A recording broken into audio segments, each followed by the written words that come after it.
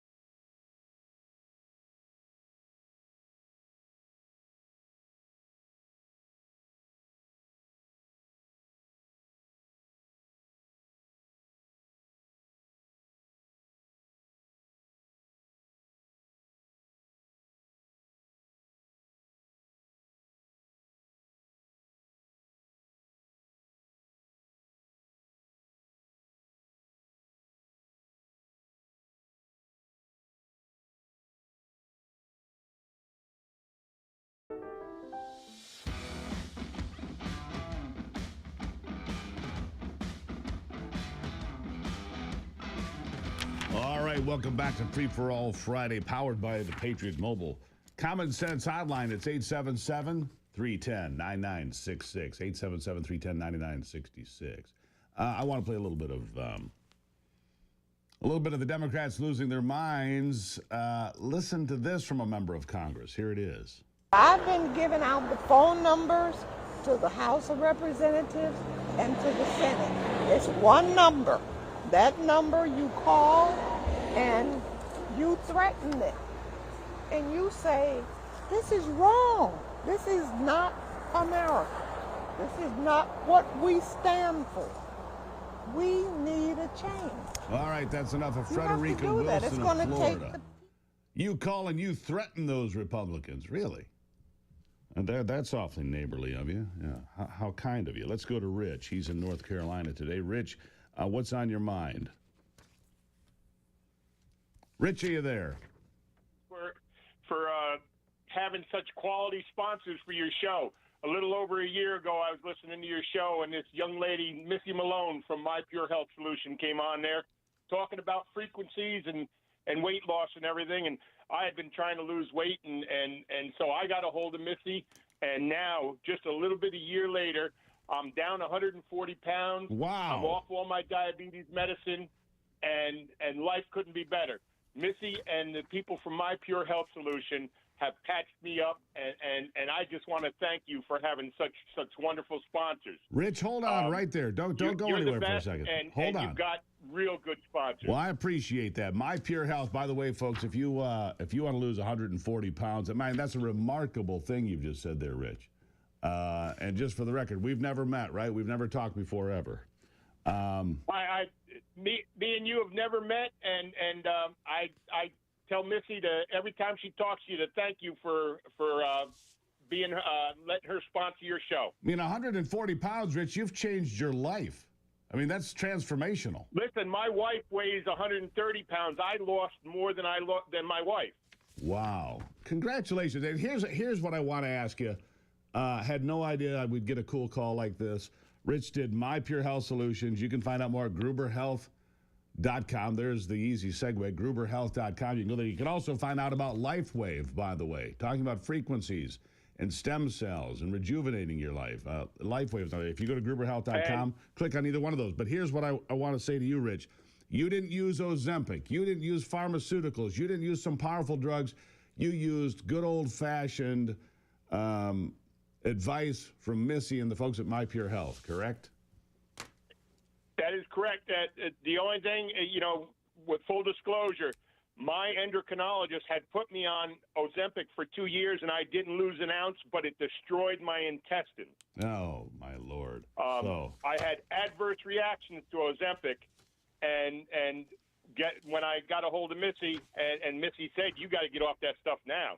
And I did, and through her and the people at My Pure Health Solutions, my life has changed immensely, and she introduced me in February to those stem cell patches, and even after I lost the weight, I was still wheelchair bound because of my bone-on-bone knees and everything. I'm 2 weeks into taking the patches. I am up and moving. What a remarkable story, Rich. I really appreciate you calling in. I could talk to you longer, but I've got other people waiting. But what a remarkable story from Rich, North Carolina. He's lost 140 pounds. If you want to lose some weight, go to gruberhealth.com. I appreciate the call, Rich, and you're right. I have great partnerships on this program, and I ask people to support them because we get great stories like yours, Rich. God bless you. Thank you. Wow, what a story from Rich in North Carolina. I have no idea who Rich is. 140 pounds. He lost more than his wife. That's a cool story. Didn't see that one coming. All right, we're going to continue on now. Wayne is in Georgia. Wayne, welcome to it. How are you today? Hey, Steve. How you doing this morning? I'm doing good. What's on your mind, Wayne? I had I guess a premonition with the Supreme Court justices a few months back. I said, well, they were making these silly decisions and not seeming to realize the importance of them to me. That's my opinion of it. Because the repercussions that we're seeing now Well, here's the thing. I'm afraid that they're going to act silly when it comes down to the real decision, Steve, when we've got to get 10 million illegals out of our country. I'm going to disagree with you only a little bit, Wayne. I believe that I'm going to believe that the judges, the federal district judges, are clearly activists. But Antonin Scalia made this point a long time ago. He's been dead for a number of years, and of course he made the point. He said bad laws create bad legal decisions because it's not their job to decide whether it's going to be good or bad or right or wrong. Their job is to look at the words on the page and say, is this constitutional? Is this proper? Is this within the framework of the law? That's it. Yeah. That's it. That's their job. Well, I just hope that they can do that, Steve. I hope you're right as well. worried. I mean, I trust me. We've talked about it here, Wayne. I am concerned about the impartiality of the judiciary. I'm concerned about the future of the country. It does hang in the balance, and I'm concerned about people like Amy Coney Barrett who scare the daylights out of me. Wayne, great call. Greatly appreciate you being here. Recently, Gorsuch is kind of weaving and wobbling. They all do. We know that except two. Roberts is full-blown gone. Yeah, well, there's only two that, Thomas and Alito are the only two you can trust on any given day every time. All right, Wayne, thank you for the call. Greatly appreciate it. Andrew is in Indiana today. Andrew, welcome to it. Hello. Yes, sir. Thank you, Steve. Good morning. My concern is I noticed that before Trump took office this year, Biden administration was just funneling a ton of judges to the bench. What's going to happen when the 200, almost 300 judges start, ordering TROs or, filing claims against the Trump administration on top of what we're already dealing with now? Well, Chuck Schumer said, he made a point. They put in hundreds of judges to stop the Trump agenda, not to do the right thing, not to do their job, not to be impartial, to stop the Trump agenda. That's what Chuck Schumer said. Well, that's what they're doing. Also, it's sad. Greatly appreciate it. I'm up against the break, my friend. I got to run. 877-310-9966. You're next.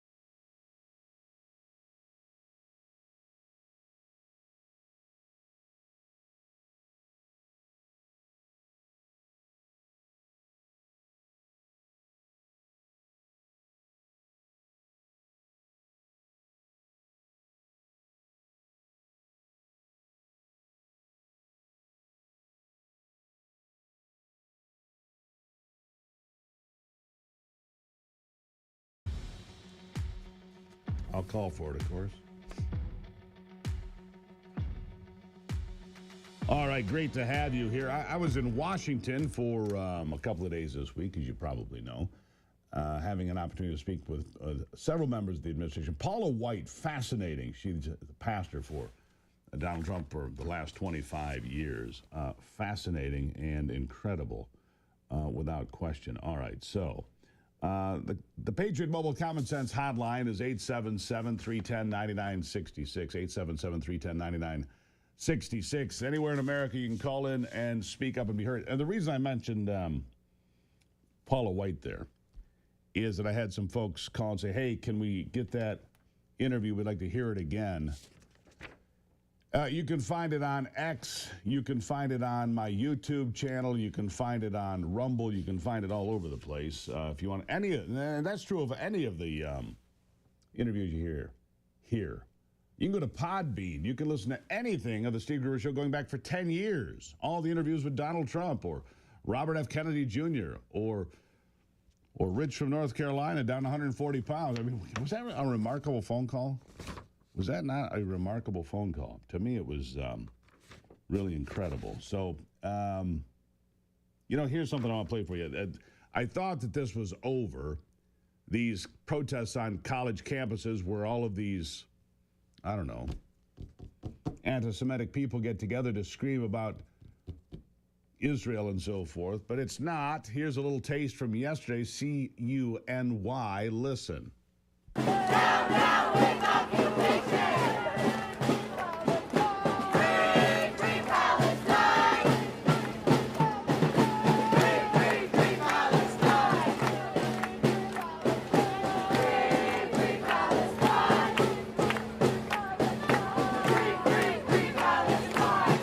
And they took over the entire campus, and they were declaring parts of the campus Jewish free zones. Jewish free zones. Look, it's pretty insane. Get on the line, 877-310-9966. We'll start taking your calls again after the break here. 877-310-9966. It's the Patriot Mobile Common Sense Hotline, serving all of America, as I do. I serve you, America. To talk about what's on your mind, 877-310-9966. We have a couple of open lines. Now is a great time to call and get your voice heard. We'll be right back. Dan Hicks.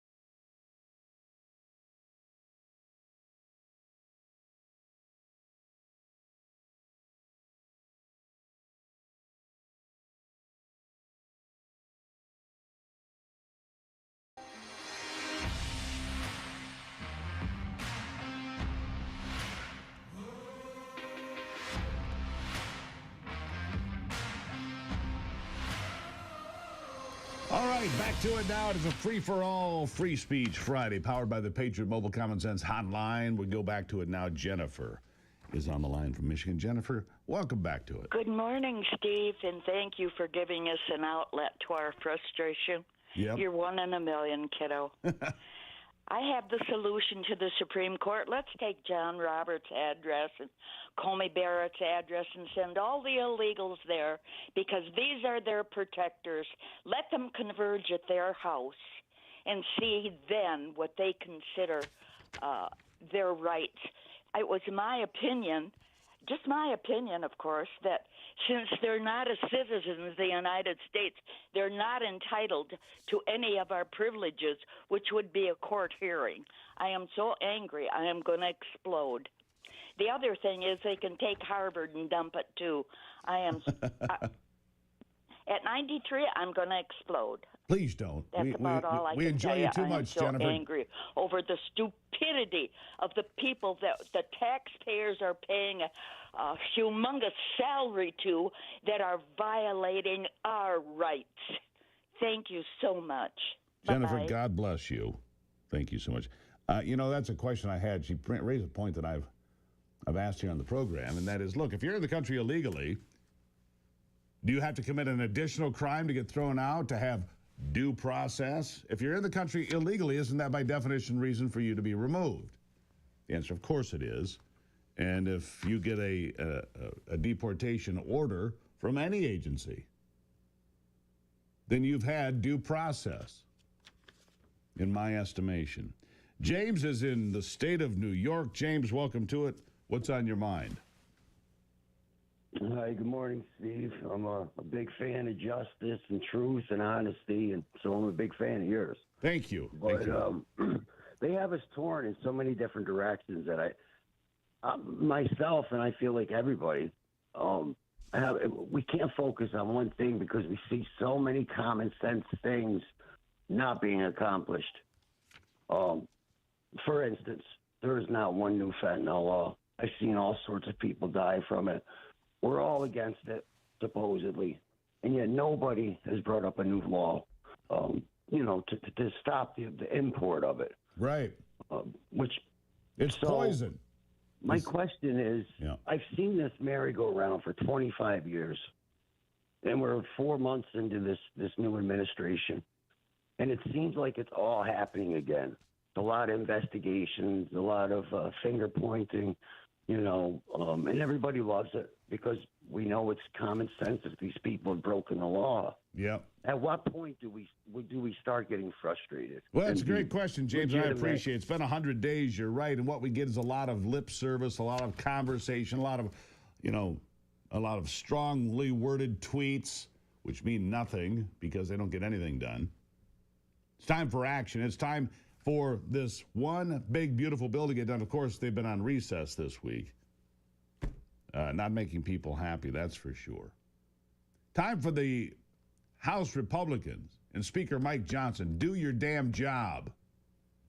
Move the bills. Get it done. Because if you don't codify all of these things that Donald Trump has done by executive order, none of it means anything.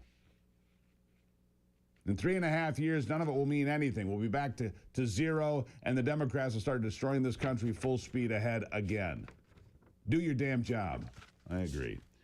Susan is in Tennessee. Susan, welcome to it. What's on your mind? Well, I wanted to just specifically state that we need to educate our country about civics and what the laws represent and how they represent. The Supreme Court does not make law. They interpret law, and that is their only function. Any of the judges, district or otherwise, are also to interpret law, not, orchestrate or create. That's right. Basically they are overrunning the constitutional foundation that we have, and we have got to educate everybody. The mass media is not sharing that bit of information with any of our public. And there's at least 2 generations that have never been exposed to civics. Exactly true, Susan. Greatly appreciate your phone call. And that's why the Democrats keep running around. It's a threat to democracy, our democracy. We live in a republic. Stop using the term democracy. Stop. Full stop right now. It's a representative republic. The people that created this country and created the Constitution were vehemently opposed to democracies because they always, always fail. Words matter. It's a republic. Say it. It's a republic. That's the civics we start with today. Mark is in Illinois. Mark, what is on your mind today, Mark? Yes, sir, about these so-called district judges. Yep. Why haven't they cited any specific law, statute, U.S. code that the Trump administration is supposedly violating? Because they can't. The Trump administration should say, yeah, so why doesn't the Trump administration say, yes, under this law, we can do what we're doing, so screw you, district judge. And I'm got kind of like Tom Fitton, too. I'm getting pissed because I haven't seen any perp walks, no arrests, no nothing. Well, we finally saw one get arrested. We finally saw the judge and his wife get arrested yesterday in New Mexico after an FBI raid, but he was housing Trende Aragua right in his home. I mean, is that what it takes? You got to have the gangbangers right in your home for people to get arrested? I don't know. I agree with you, Mark. We're angry. We need results, and we need them now. Thank you for the call. We're going to go to the great blue state of Massachusetts. Appreciate a call. Arthur. What's on your mind today, Arthur? What do you want to know? Steve. Good morning. Now, basically, Steve, it's time for President Trump to stand up and say to all those district judges, I do not recognize your authority. You have no standing.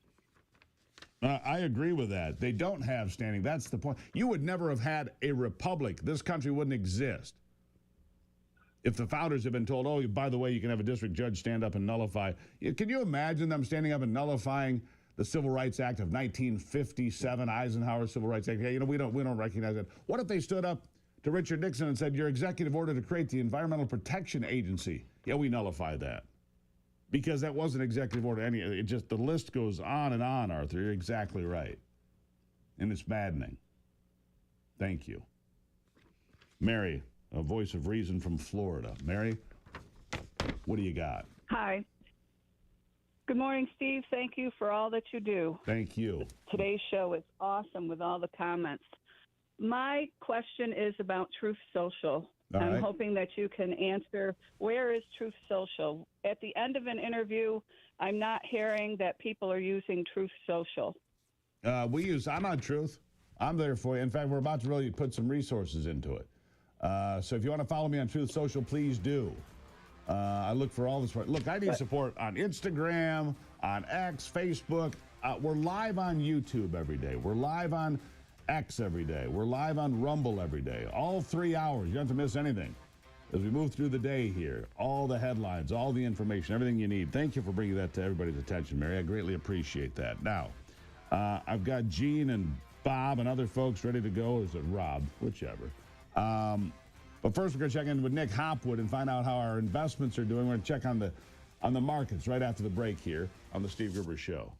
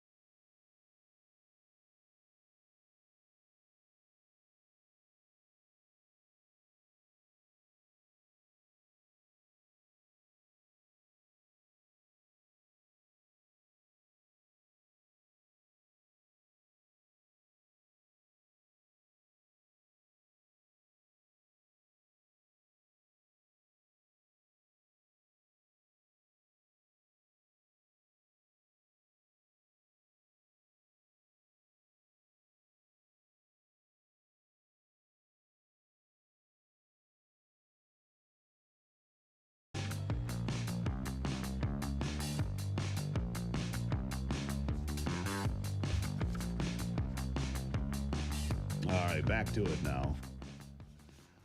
Keeping one eye on the markets. We're trying to figure out where. We're dialing Nick Hopwood. Put that together for you here in just one moment. As soon as he's ready, we'll get right to it. But first, we're going to go to Gene in Texas. Gene, welcome to Free for All Friday. What's on your mind? Thank you. We need action. We need action. The rhetoric, the interest, is worthless. Get off your butt. You need action, and you need to start taking people to jail. End of paragraph. You break the law, you go to jail. Period. That's the way it's got to be. I agree with you 100%, Gene. Greatly appreciate that. Look, if you do the crime, you do the time. I don't care if you're a judge like the guy in New Mexico just arrested, whoever it might be. That's the way it's going to be. I do believe Nick Hopwood, certified financial planner and the founder of Peak Wealth, is on the line with me now. Nick, good morning. No. All right. Seem to be having a technical issue there. I thought we had him. We do not. We'll stay with the phone lines until we figure that out. That's the way it is. Sometimes, in live broadcast, a lot of it's just, navigating. Oftentimes, it's navigating. Rob is in New Jersey. Rob, welcome to it on a Free for All Friday. Hey, good morning, Steve. So I'm going to say something pretty controversial. All right, then. So I was born in the 60s. I grew up watching the country pretty much implode. I'm ex-military, so I've seen it all. I think the biggest problem we have right now is we have a reluctance to prosecute the guilty. We don't want to go after them. We don't want to put them in jail because it's fear of reprisal by those who have more money. So nobody wants to get X'd out. So everybody's going to look the other way. Our Congress is nothing more than a big old mafia. That's all it is. A lot of truth to that. It's a money laundering operation, that's for sure. Go on. Well, they could care less about doing what's right by the people. And the only way it changes, and I know this is the controversy, we need a violent and bloody second revolution. Well, nobody wants to hear that, but we are not going to get relief from the courts. Our elections are corrupt. We have no faith in the media. Where else do we go? How is the people who are being born today, how are they going to make it? I'm struggling, and I'm in my own business. My 2 kids are in their 30s. They can't even afford a home in New Jersey. This is the most corrupt state in the country. We've got real problems. Well, you've got competition for that. I appreciate the call, Rob. And, you're not the only person that said that. Thomas Jefferson said that, of course. Controversial? Yeah, maybe. That doesn't mean you're necessarily wrong about it. I would hope that didn't happen. I would hope that doesn't become the end result. For your children, for mine, for our grandkids, I would hope that's not how we end up finishing this thing. But the country has been in decline since the 1960s. I believe there's a lot of truth to that. And this managed decline is something that people talk about and I think is completely unacceptable.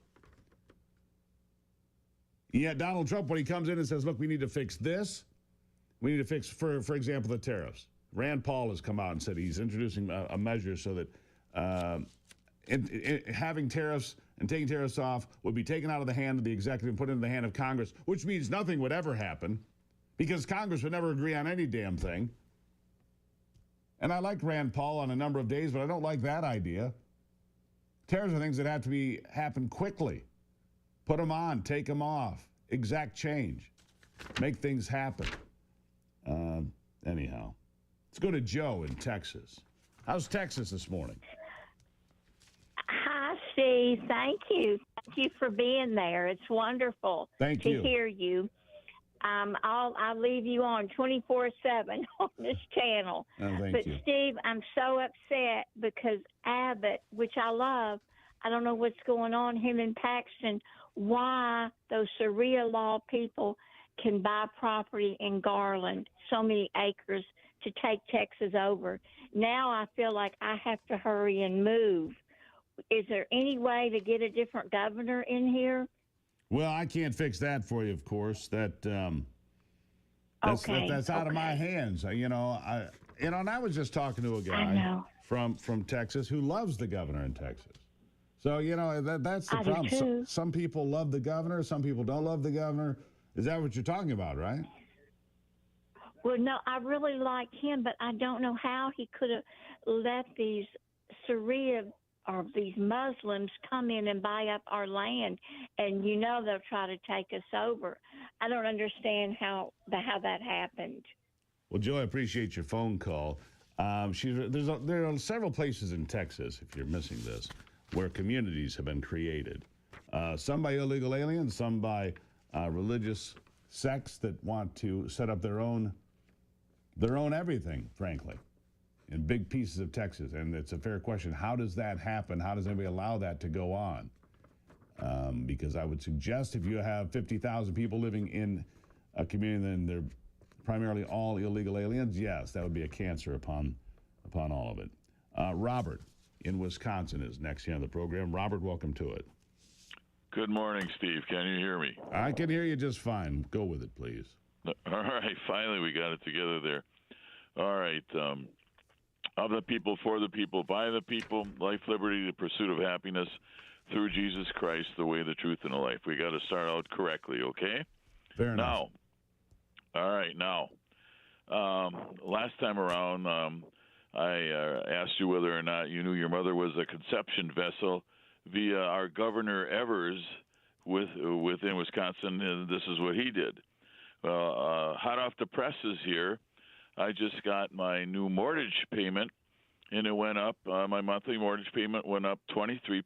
Of course it did. Take your mortgage payment or mortgage or anybody and make it go up 23% for the rest of your life. Try it once, Can't okay? do it. Can't survive. Let's see where that all You're almost goes. out of time. You got to get to it. Last point. My taxes here for that, the reason for that is my local taxes went up 17.5%. Wow, that's ridiculous. I was wondering if anybody else had this problem in Wisconsin. Well, the news had a little bit of that going. All right, Okay, Robert, I'm gotta leave it sorry, there. and I'll let you speak a little bit if you let me speak after you. Appreciate it. Thank you, Robert, for calling. We're up against it. Patriots Relief, your America First CBD brand is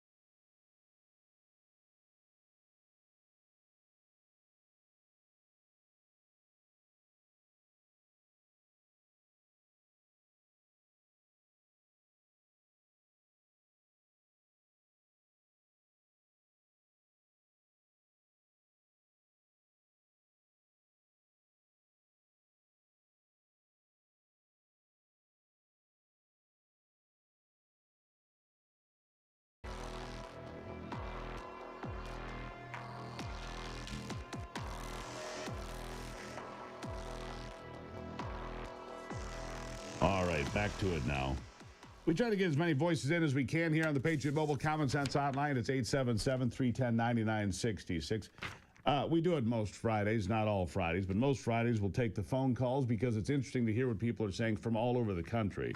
And we get a cross-section of America, I suppose. Sometimes the world, we get people calling in from outside the United States as well.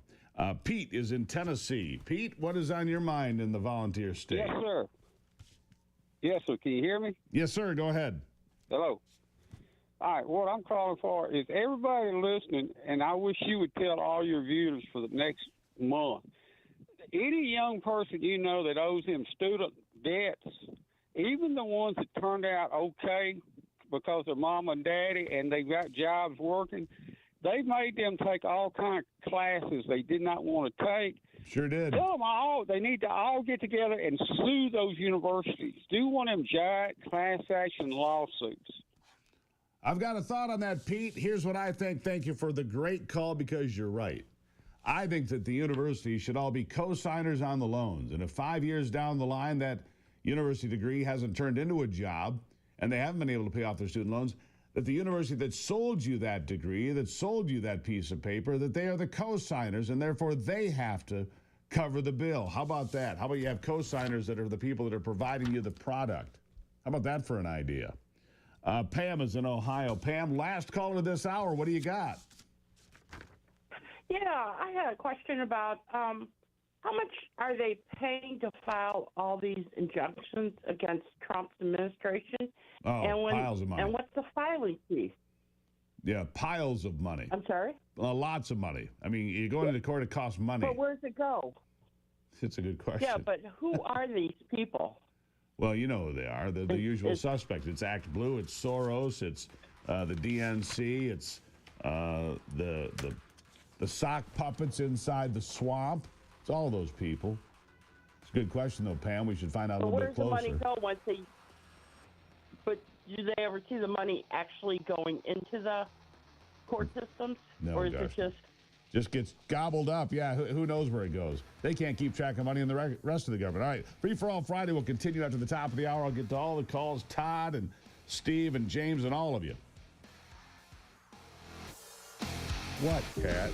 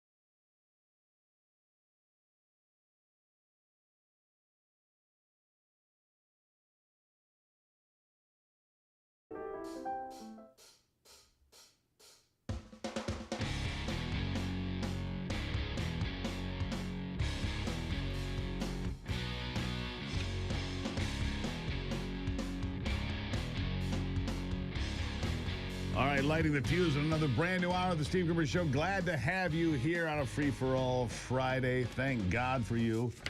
You're the reason we do this every day. By the way, the Steve Gruber Show often results in extended periods of American pride, American optimism, and uncontrollable enthusiasm in the future here.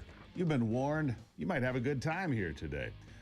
Here are three big things you need to know this hour. Number one, 60,000 Americans could find themselves without a place to live, according to those criticizing a cut in government assistance.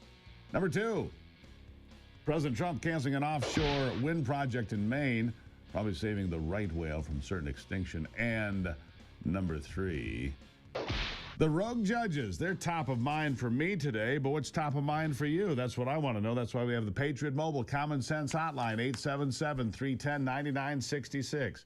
877-310-9966. All right. Let's start with Todd. He is in North Carolina. He's been patiently waiting to get his voice heard. Todd, welcome to it. Hey, Steve. How you doing this morning? I'm doing great. And all. The question I got, Steve, and I do not know the answer to this, but how can this Senator Van Hollen, I believe if I've got his name correct, from the Maryland deal, go to wherever he was in a foreign country on the American dollars? How can the American people not get so upset? And the question I have is this. Did he spend 1 ounce of time down at the border and checking it out? That's the question that I have. I bet he never spent hardly any time, and it wouldn't have bothered me as much if he flew to Texas to check the border out. But going out of the country, the people of Maryland and all should be really upset over that, Steve. You know, I need to look into that. Todd, I don't know the answer. Yeah, I bet he didn't go down. I bet he didn't go. I bet he didn't either. I bet he went straight down and tried to. And look, all the evidence that comes out more and more and more shows quite clearly that this guy from El Salvador, they keep trying to call a Maryland father, was an illegal. He was gang affiliated.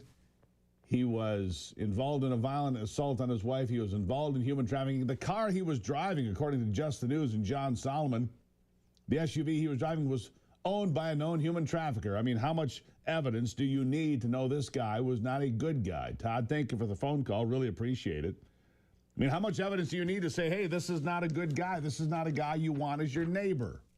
All right?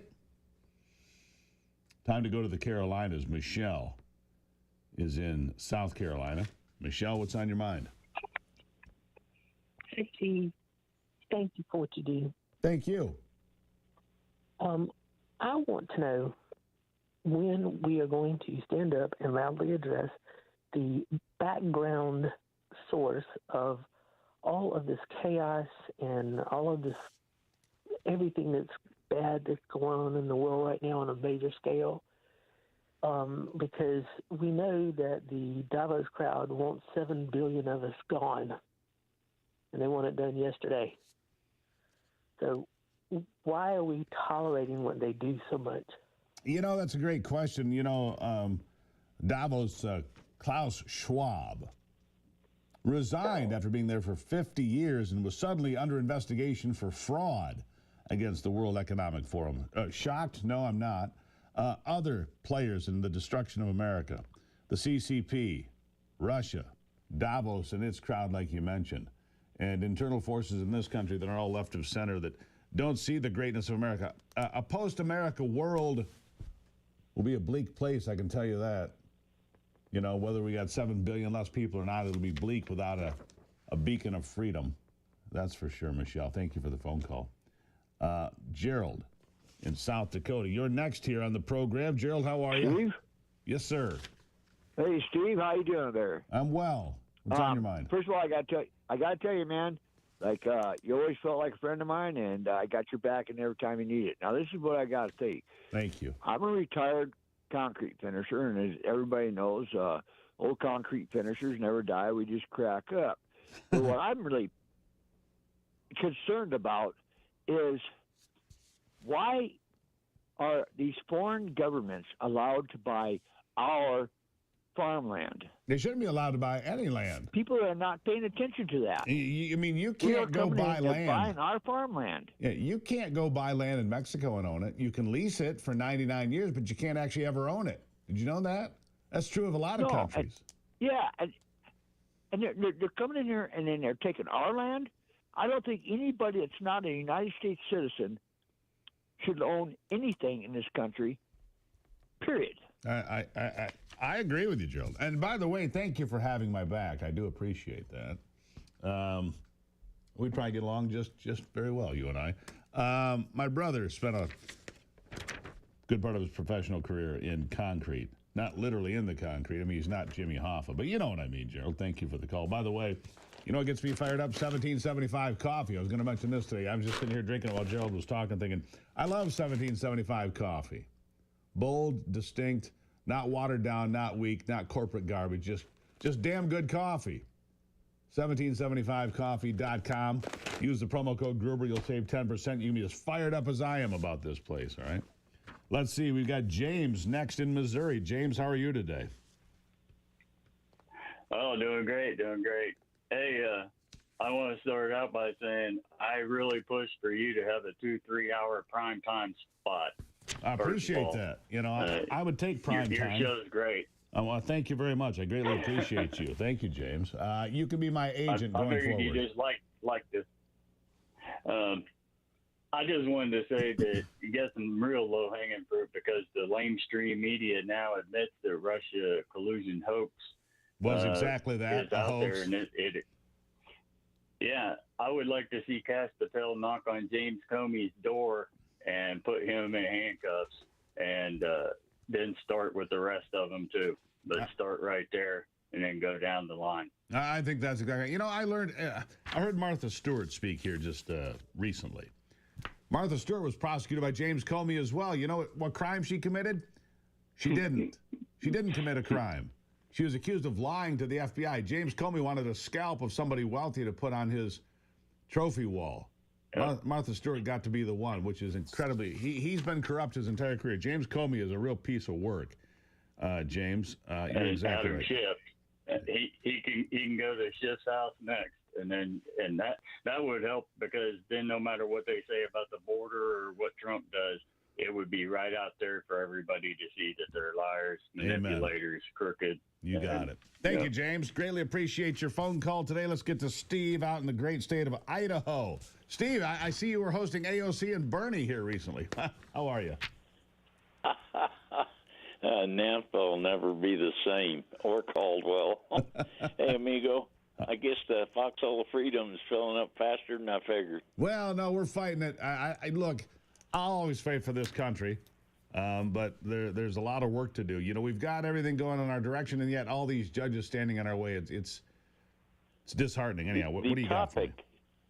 The topic today is this Van Houten guy who keeps running down to South America, coming back. They all have diplomatic immunity. Am I correct? Yeah, that's right. Both down and back? Yep. Well, the shuttle's on our dime.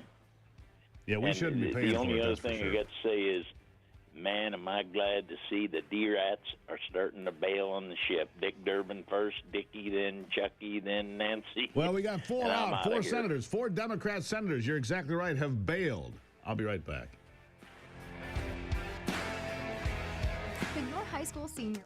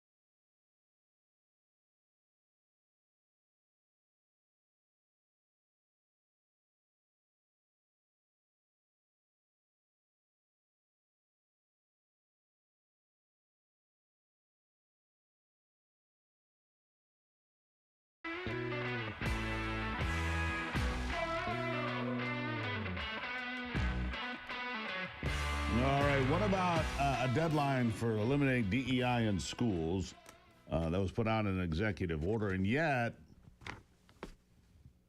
I'm not sure that we've made a lot of progress. Stephen Wilson, your Pioneer Institute scholar and researcher. Stephen, welcome to the program. Glad you're here. Great to be back, Steve. Good morning.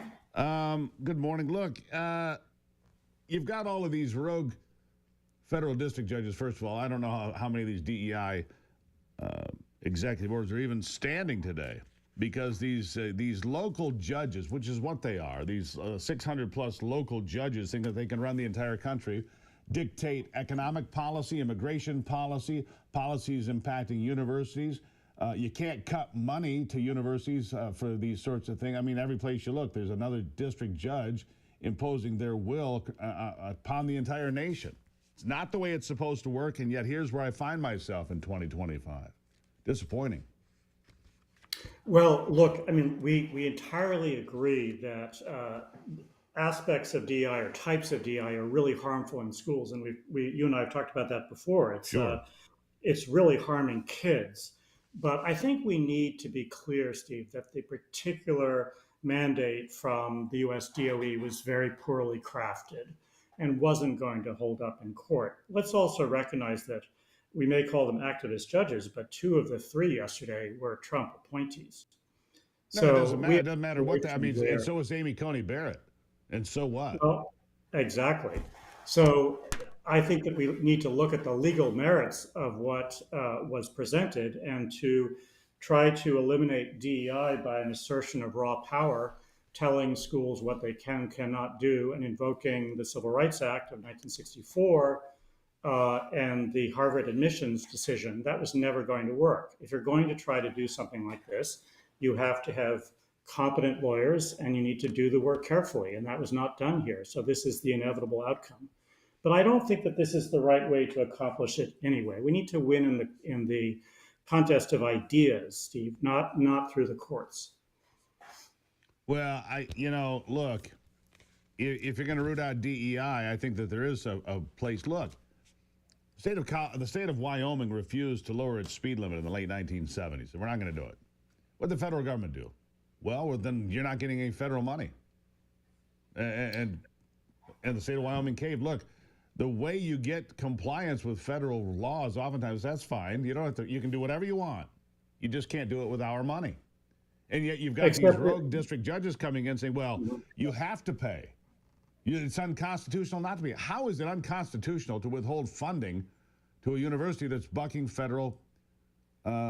federal law? I don't see it. Well, if we may, let's put aside the university situation, which of course I'm happy to talk about too. But with respect to K-12, the problem here is that the practices that you and I both think are harmful are not in fact violations of the statutes that the Secretary of Education is raising. That's what the courts are telling us.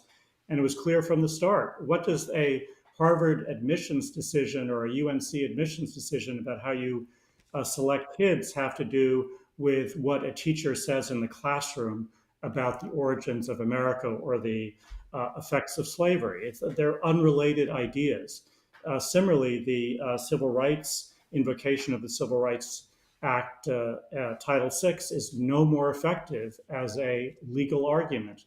So this was destined to fail. I would also just point out that on the one hand, the administration is calling for the return of education to the states and the elimination of the federal Department of Education. At the same time, it is engaging in the most assertive and sweeping exertion of federal power over the schools. So that makes no sense. I don't see how you can say that you're in favor of returning education to the states, but then start dictating precisely what teachers can and cannot teach. Well, I would say this, again, it comes back to money. If the states want to teach something in Massachusetts that's at odds with what the federal government thinks is appropriate, that's fine. You can teach whatever you want in Massachusetts. Return to the states. You just can't use our money to pay for it. I mean, that's the way I see it. Well, except, yeah, Steve, but the money is not for DEI. That would make sense. I would entirely agree with you. The federal money is for schools that educate students from the greatest poverty. It's Title I. and it is funds that is for the education of children with disabilities. Is it right to cut off funds for disabled kids? What you're suggesting is the schools can do whatever they please, and there's nothing that the federal government can do about it, but they have to pay for it. That's the problem. And I don't think most people agree with it, because that's really what you're saying. If they want to use it to fund whatever they want to fund it for, we're on the hook to pay for it. I don't see it that way. Well, you have to have a legal basis for withholding the funds if Congress has appropriated them for one purpose. You can't just say we're not going to appropriate funds under an entirely different statute that were intended to help support schools where kids from the greatest level of poverty are educated, and say we're going to stop sending out these monies because we don't like something else that has nothing to do with the statutory purpose of those funds. It just doesn't work that way. Sorry. Well, if somebody allows men to participate in women's sports and they want to withhold money, does that? Well, that's a different example. It's wonderful that you raised that on two counts. One is that most likely that truly is a violation of the Civil Rights Act. So in that case, you have a very strong legal argument. And secondly, that's a wonderful example, Steve, I think, because that's a case where public opinion is with you. I think the nation has come around. I don't care. Well, hold on. I don't care about public opinion. I care about what's legal and what's right. Okay, so if we just stay with legality, I think there you have a very strong legal argument that would hold up in courts. But here, you're just grasping, not you, but the administration is just grasping at a very flimsy legal read. And of course, a responsible court is going to say, no, you got to come up with a better argument legally. Fair enough. Stephen Wilson, Pioneer Institute Scholar and Researcher. I need to have you back so we can extend this conversation. Look, I'm pretty sure the Civil Rights Act of 1957 under Eisenhower was not politically popular in America, nor was the Civil Rights Act of 1965 if you had polled on it at the time. So popularity, that comes and goes. I don't care so much about that. I care about what's legally applicable and accurate. Stephen, greatly appreciate you. Thank you. Great to talk to you. All right, we'll talk again soon. Consider that, and I'll be right back.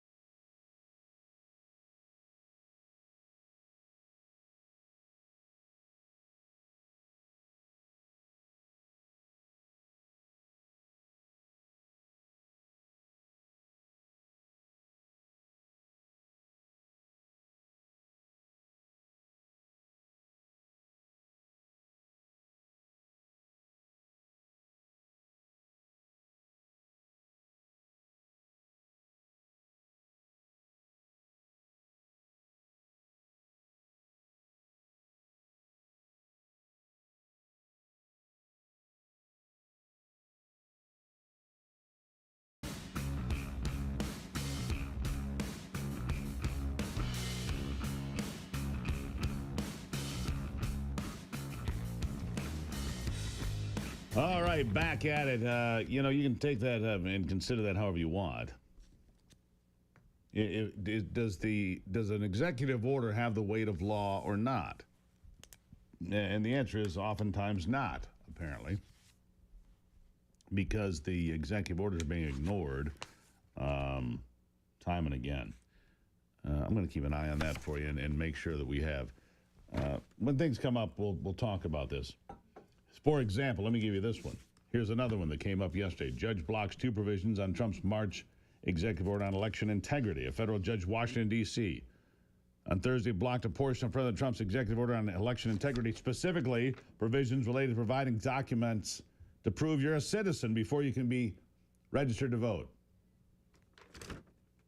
Don't have to prove you're a citizen to vote in America. Judge Colleen Collar-Catelli of the U.S. District Court for the District of Columbia handing down the order in response to lawsuits filed by 3 separate groups over 5 different provisions in a March 25 Trump executive order relating to election integrity. The first block provision sought to compel the Election Assistance Commission to amend standardized national voter registration forms to require proof of citizenship. Well, not anymore. Doesn't matter if you're a citizen, which has always been the plan. That's always been the plan. You know it, and so do I. Anyhow, this part of the program brought to you my friends at Hillsdale. Great partners make great programming. Gruber for Hillsdale.com. They have more than 40 free courses, by the way. They can teach you about the Constitution, C.S. Lewis, the role of Christianity in the establishment of this country, right? All of it. The role of the courts. You can learn about all sorts of things, and it's all free. Gruber for Hillsdale.com. What are you going to do with your spare time? Binge on Netflix? Or go to GruberForHillsdale.com, which, by the way, are produced at every conceivable level of Netflix. I mean, the level of production here is incredibly high. You're going to love it. Victor Davis Hanson, Larry Arnn, other brilliant people. GruberForHillsdale.com. If you haven't gone there yet, you're missing out. I wish you would. Check it out. I'll be right back.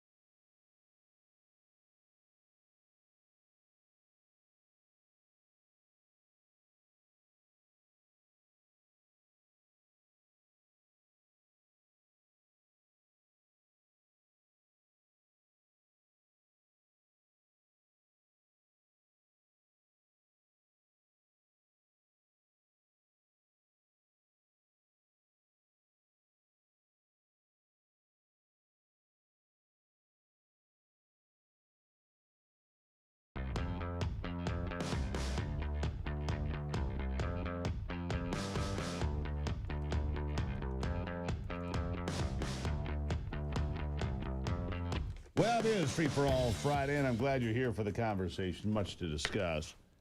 I think what's front and center for most people, though, are these federal district judges. I think they're in charge of the entire country. I think that's where most people have found themselves. It's where I am today. It's one after another. one after another, going after the executive orders from the president, way out of their lane. I don't believe they have the power to do what they're doing. Can you, like I said, can you imagine, Mr. President, I'm sorry, your Emancipation Proclamation has been set aside by a judge in Baltimore. I mean, really? Congressman Tim Walberg is with me now. Congressman, how are you today? Well, I'm doing fine, and I think you hit a pressing problem right on the head. Most recently, as yesterday, we have a judge that says the president can't require our states to put in place, and the commission there in the United States federal government to set in place a standard for registering legal citizens to vote. That's a strange concept. But she says that's the responsibility of Congress. Well, she's just seen Congress, the U.S. House, passed the SAVE Act, which does that very thing. So really the president is responding to what we will end up doing, because I don't have much problem to believe that the U.S. Senate Republicans want to pass that as well. And the only one standing in the way may indeed be the Senate Democrats, who want illegals to vote, because that's right, they do. The only way in the future they think they can win by cheating. Look, a lot of people on the House Republicans not getting any love from people on social media and elsewhere. They're calling on Speaker Johnson to impeach some of these federal judges that are clearly outside of their lane. Is there any talk of that inside the halls of Congress? I was just there this week for a couple of days, speaking to some different folks. Any talk of that at all, that you would impeach some of these federal district judges that are clearly well outside of their purview? There certainly is talk of that, and there's also been some legislation that is put forward. But the reality is we ultimately don't have the votes to do that because of the Senate makeup being so narrow in majority to the Republicans. You need that 60-vote requirement ultimately. So that's a challenge. And then, of course, you have some Republicans who are in Democrat districts, even in the House, that makes it a bit of a challenge because of what their district residents might say, and the close numbers with independents that have voted for people like Mike Lawler from New York, a great member who shows a great amount of courage. But there are times when even in that New York district, he has to look a bit and say, I can't go quite that far. Now, I don't know if Mike. Well, I think the most use that as example. The most public example might be Don Bacon from Omaha, Nebraska, who look, he operates almost as a Democrat some days. Critics would say, and they say, well, we must primary him and do that. The problem with that is, from a pragmatic standpoint, is that's like, we'll toss out Susan Collins in Maine. If you do that, you're going to end up with a liberal Democrat. It's almost for sure. Right. Susan Collins has been able to thread the needle there for a number of terms, is probably going to do it again. Don Bacon's been able to thread the needle, and that's the problem. It's not always so binary, is it? No, that's a challenge, and Don's a great guy, great defense hawk, but he sits in a district where he wins by hundreds, not thousands, by hundreds. Of votes, and Marion Miller Meeks in Iowa, the same way, close. So would you rather have a Democrat in and ultimately make the Democrats the majority, setting the course for Congress, or would you rather have a member like Don Bacon, who is generally there on the Republican side for the majority of votes, but on some of these tough ones, he has to look at his own district, how he represents his district, and that's really what we're supposed to do. So it's a challenge, and the Speaker ends up with all of this, trying to thread that needle and get the votes on the priority things. And right now, we want to get the reconciliation bill, that one big, beautiful bill, through, and that action starts next week. Where are we on that? Committee. Where are we on that, do you think? Well, just the other day, I, along with the other chairman, 11 chairmen who have reconciliation,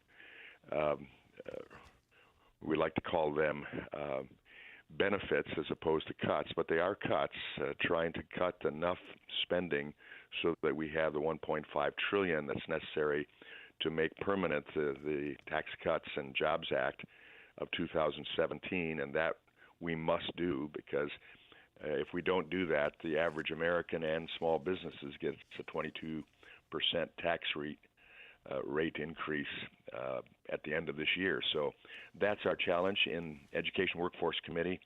We go in early next week with our markup of the bill. We have been given $330 billion to cut. I think with all our work last week, which was ongoing almost around the clock for 2 days straight with CBO, Congressional Budget Office, I think we might be able to even put forward more than that $330 billion of reductions. That's the second most high reductions of any of the 11 committees.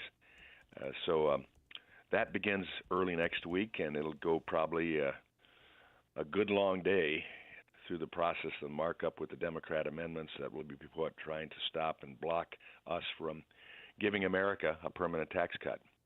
Yeah.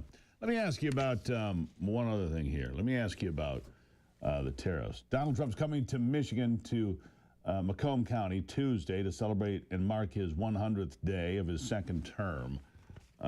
Michigan, you know, he's told me this himself on more than one occasion, that he considers Michigan basically to be ground zero in the political world. He told me that before November 5th. He told me that previously. Obviously, he still feels that way about Michigan going into the midterms. He's coming here to mark his 100 days. He's coming to Macomb County. But there is some controversy. Some people like the tariffs. Some people dislike the tariffs greatly. In fact, Rand Paul just is introducing a measure so that tariffs will be taken out of the hands of the executive. I think that's a terrible mistake, by the way, because I think tariffs are something you have to be able to react quickly with, to put on, take off. If it goes through Congress, it would never change. What do you make of this visit to Michigan on Tuesday? Well, President Trump has said numerous times in my presence as well that he loves Michigan. He does. He loves Michigan because it's a state that makes things, and the auto industry is big in his mind. And the auto workers, UAW rank and file, he has proven to them that he has their interest uppermost. He's also proven to them that he doesn't like their leadership and believes that the leadership is hurting their cause as well. So he'll be coming here, I think, with a very sincere statement of his appreciation for Michigan. But he also knows that it's a challenge for the auto industry with the tariffs, and that's why he wants them to be short-lived. And that's why aggressive action is being taken with multiple countries, 75-plus countries, that negotiations are going on with to end the tariff or reduce the tariff impact in those nations. China's starting to show some reason to believe that they can't hang on in their war with the United States on tariffs. Can't. No, they're going to lose there. 77% of their exports come to the United States. If that continues to be curtailed, Congressman, that's not a winning recipe for the Chinese economy, which was already in trouble. They didn't want to admit it, but it was. Congressman, I got to leave it there. A lot going on. I appreciate your time as always, sir. Good to be with you. Have a great Pure Michigan weekend. Yes, sir. You too. There you have it. Congressman Tim Walberg. Let's get these judges reined in, shall we? I'll be right back.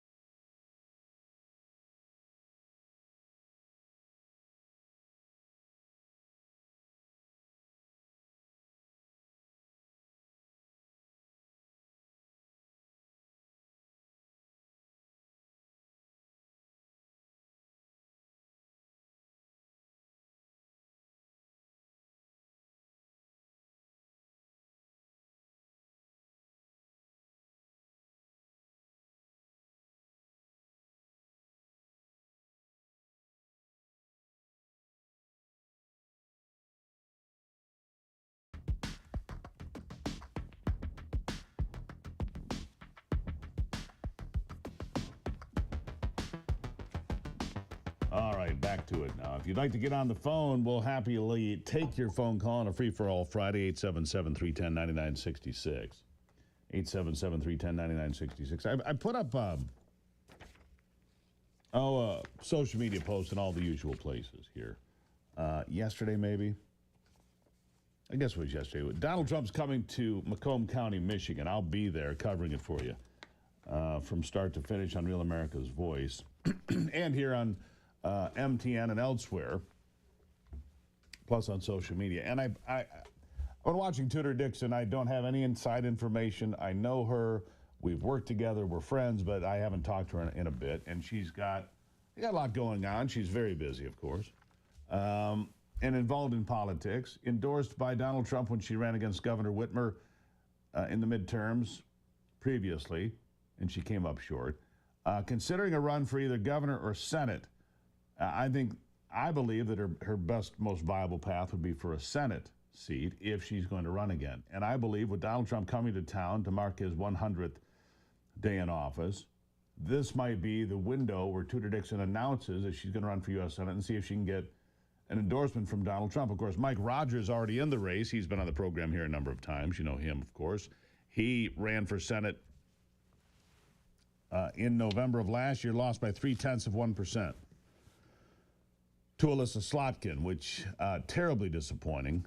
And I know a lot of people don't like Mike Rogers. They feel that he was a never-Trumper. He was too much of an inside man, this and that. But compared to Alyssa Slotkin, there's no question that Mike Rogers was the right guy for the job, and we got the wrong end of that deal. So he's in this race. Does Tudor Dixon jump in? I can't say for sure. I would just say this would be a window with President Trump coming to Michigan because he thinks and sees how important it is that he might jump in, or she might jump in here and see if she can get that endorsement. Or maybe he doesn't endorse. Maybe it's one of those races where you have two people that have been previously endorsed by Donald Trump that, leaves it open. And we'll see. I guess what I was going to point out, though, is so I'm just looking at the Facebook post for this.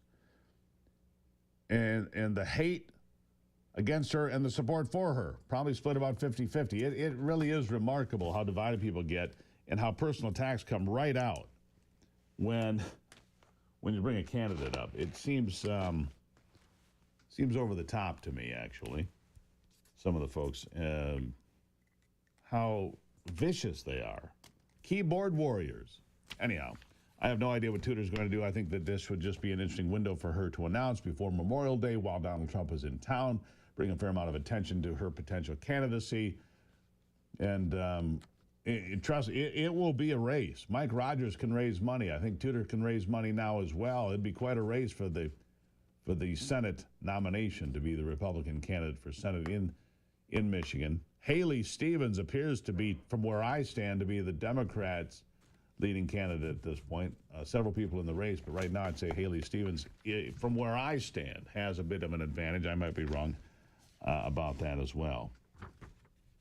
I want to pull up bite number 3 here because this is the sort of thing that I'm seeing on social media, speaking of which, on an all too regular basis and more frequently than I ever have in the past. Hateful. A declaration of war by a BLM activist saying it's time to hunt down and kill white people. I guess he doesn't like me. We haven't met. But apparently he thinks that my blood in the street would be a good thing.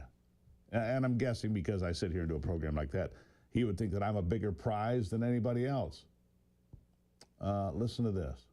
One way black people achieve true liberation, that's by taking it in blood. There has to be blood all over the floor. There has to be bodies on the floor. There has to be people screaming and crying. That is the reality. And this is what history shows me. No amount of begging, no amount of complaining, no amount of protesting, nada is going to get you your liberation until you take it with blood. You see? So this is why I sit back and I don't play along with any of these black people talking about it's a spiritual war and this, that, because when those cops are going into our neighborhoods and shooting our babies, that's a physical thing. You see, y'all so worried about the spiritual world, but you're not worrying about the world that's right in your face. When we're getting thrown in prison, that's a physical thing, right? Address the physical. You see, this is why I say don't hit my phone until y'all ready to do what y'all know we got to do. When y'all ready to go outside and hunt them white boys, hunt them cops, go to that white boy's neighborhood and when y'all ready to do what y'all know we got to do, hit me. But until then, I'm not playing around with y'all because it's all of these excuses for why we don't want to do it. All right. Don't talk to me until you're ready to start killing white boys and white cops. Really? Really? How sad is that? I mean, honestly, how pathetic and sad is that? Really quite something. Really quite something, to say the least. That kind of hate is all over the internet every day. That kind of hate is on social media every day. I don't see it. People can say what they want, but that kind of hate is out there every day. I find it repugnant, to say the least. I mean, what does that accomplish? What does that accomplish? And the answer is nothing that I'm aware of. This part of the program brought to you by the Wellness Company. The Wellness Company has great supplements. It's got great emergency kits like this one right here. These emergency kits have everything you need in case you get cut off for any reason from the rest of the world. Antibiotics, antivirals, antiparasitics, painkiller, burn cream. I mean, you've got it all right here. And they've got a number of these kits. You've got them for traveling. You've got them for children. You've got just the basic medical emergency kit here. And they've got a great first aid kit, which I burned myself here a few months ago, was right there ready to go when I needed it. And I needed it more often than I'd like to admit. TWC.health/Gruber. TWC.health/Gruber. You can find out more about the Wellness Company. Use the promo code Gruber. You're going to save 10%. The Wellness Company. Your good health is their number one concern. Sports with Brock, straight ahead.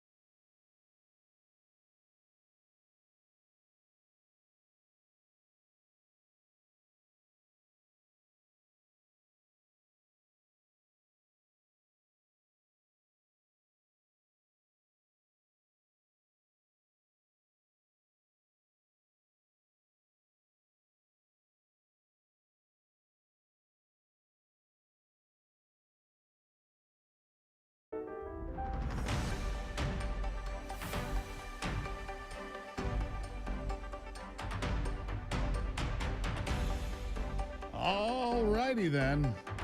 Let's get to sports with Brock Palmbush. With a look at sports, I'm Brock Palmbush. Round 1 of the NFL Draft was last night in Green Bay, Wisconsin, and with the first pick overall, the Tennessee Titans picked quarterback Cam Ward from Miami of Florida. Heisman Trophy winner Travis Hunter from Colorado went second to the Jacksonville Jaguars, who traded with Cleveland to get him. Rounds 2 and 3 are tonight in Green Bay. In the NBA playoffs last night, there were 3 Game 3s in the first round. New York outlasted Detroit 118-116. Knicks lead the series 2-1. Oklahoma City rallied to beat Memphis 114-108. Thunder up 3-0. And the LA Clippers blew out Denver 117-83. Clippers up 2-1. In the NHL playoffs, there were 4 games. It was Florida over Tampa Bay 2-0. Simon Benoit scored at 119 of overtime to give Toronto a 3-2 victory over Ottawa. Minnesota beat Vegas 5-2, and St. Louis crushed Winnipeg 7-2. That's a look at sports. Back to you, Steve. All right, Brock. Hey, Brock, I got a question for you. I'll try to answer it. Well, Michigan had their spring game, right? And Bryce Underwood was in there playing quarterback, correct? At least a little bit. That is correct. How'd he look? Any idea? Well, they're going to re-show that game on the Big Ten Network this tomorrow, actually, I believe. Really? Yeah. They did it tape delayed because they didn't want other schools to poach their players for the transfer portal. Right. So so now is the transfer portal closed now? Yeah, I think so. Now you're going to make me look it up. I don't know. It make me doesn't do matter. some work. Well, good Lord. My question is, why did Michigan State didn't have a spring game? They did not this year, no. Why? Well, I mean, that's bizarre, isn't it? For this kind of the same reason. They didn't want other schools to poach them, poach their players, and injuries too. Oh, all right. To me, it makes me wonder. I mean, a lot of people are upset in this neck of the woods about that. Yeah, well, look, you've got Michigan on the upswing. You've got Ohio State, the defending national champions now. Michigan the year before that.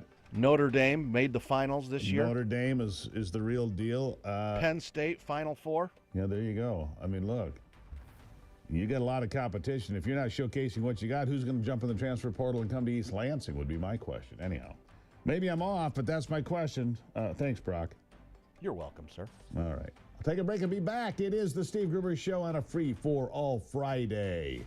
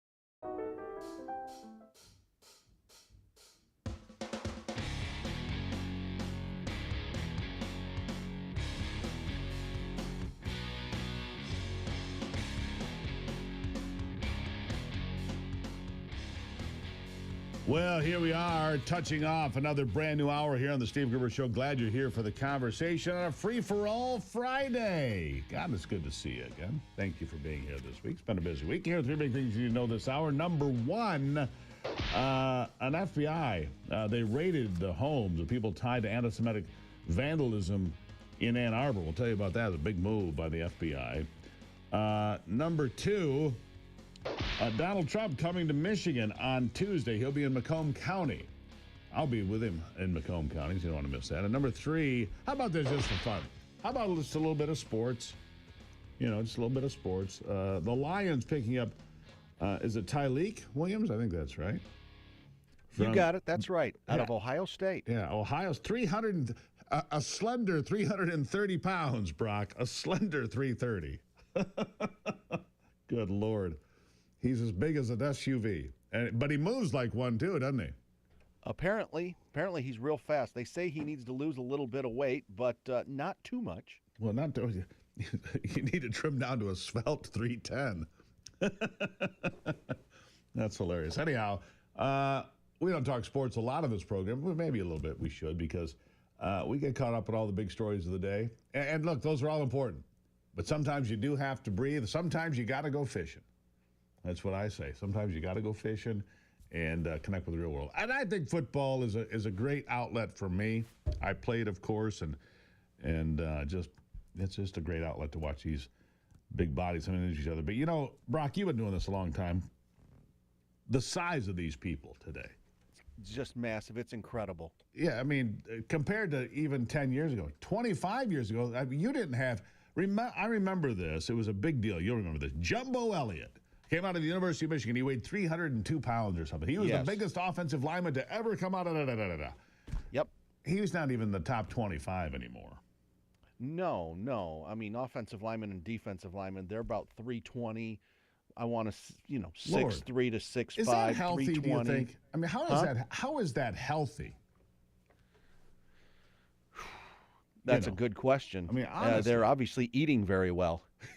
But these guys can move. They can run a 40-yard dash in less than 5 seconds, which is, I mean, you're talking freak of nature in a positive sense. That's a lot of human being getting up and down and moving fast. Yeah, you're exactly right about that. You weigh 325 and you're running a 4.840. Whatever, I was on the sidelines for a Detroit Lions game because in the last 5 minutes they let the media go down onto the sideline. There's a designated area for them, to go on the field and get interviews right after the game.